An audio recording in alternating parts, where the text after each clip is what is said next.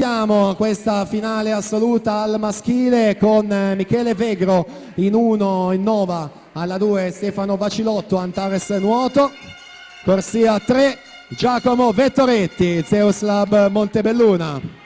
In corsia 4 Notto di Nuoto Fiamme Oro, già medagliato ai campionati italiani assoluti, ha nuotato il mese scorso a Euroswim, i due stile agli europei di vasca corta, ancora già medagliato di staffetta agli europei di lunga, Mattia Zuin.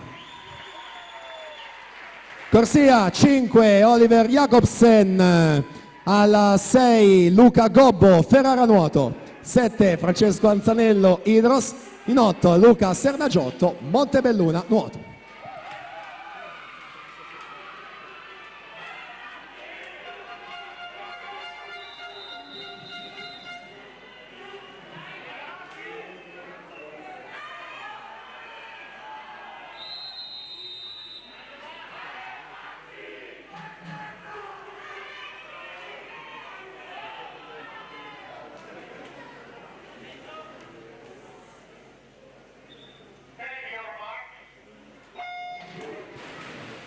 Primato della manifestazione Mattia Nalesso, 21,85. In acqua quindi con Mattia Zuin alla 4, al suo fianco Oliver Jacobsen.